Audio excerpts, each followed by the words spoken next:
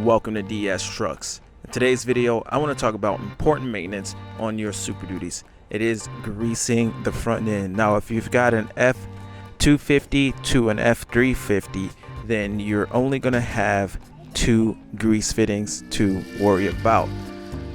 So I'll take you underneath the truck and show you, and then I'll show you underneath my F450 to show you guys the difference with the grease points. See you guys underneath the truck.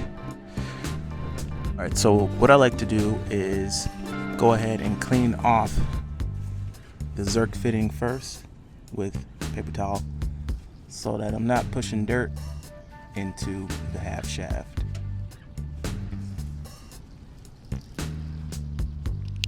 Then just put the grease gun on it and then hit the trigger.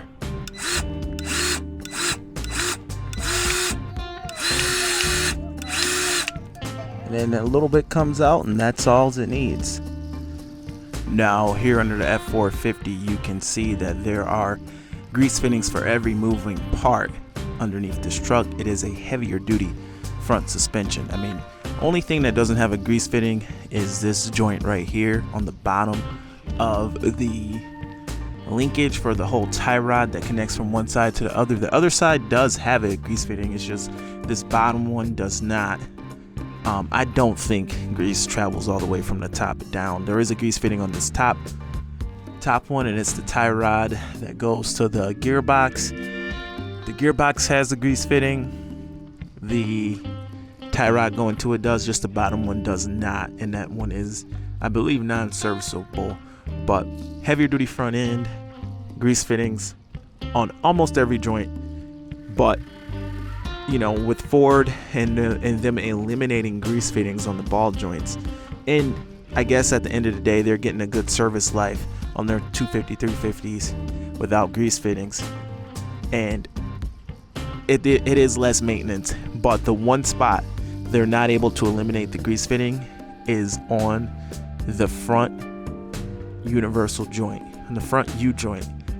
For whatever reason, the amount of stress that these joints are under, they have not been able to eliminate the grease fittings. And I think they've eliminated the grease fittings on the U joints on the drive shafts, but just not on the front ends. I mean, you think about the angles and all that when four-wheel drive is engaged. This part of the truck, this half shaft in the front, is under an extreme amount of pressure. But anyway, let's shoot over to the next scene.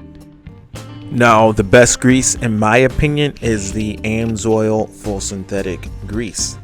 This stuff I've been using for a couple years, and as you guys can see, it is marine rated, which is a very big thing. It's a synthetic water resistant grease. It's from AMSOIL. I've been using it in my mowers now for a number of years, and in my trucks, as you've seen in the half shafts. And guys, I've never had a failure of any component on my mowers. Never a spindle, never had anything with the AMSOIL grease fail. Now, before, on this mower, this one's got like, what has it got? 11, almost 1,200 hours. It's a walk behind. And I did have the front wheels. Those bearings did fail in the front wheels, but they were not greased. Properly. I didn't really grease them, and that's kind of how I learned to keep up with the grease when those front wheels failed. But when I switched to AMSOIL, after having this for a little while, I think I switched to AMSOIL after those front wheels failed. Never again did I have a failure. But anyway, see you guys at the next scene.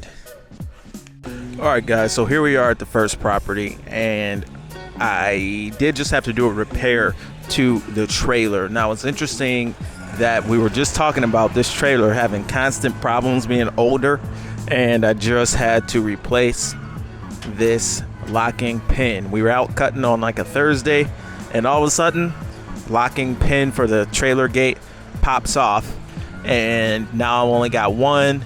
And if this side breaks, which it's not new, I replaced this side a couple years ago. This side got replaced. As you can see, it's welded on. And honestly, after I replaced it, I had it welded a couple times. It kept popping off. So finally, that weld did it. And I did put some self-tappers in there to hold it on until I got to the welding shop. But yeah, I don't weld. So on this one, I just drilled through. I sliced it. I sliced that whole one off that was welded on there. I sliced it off with a super Milwaukee Sawzall.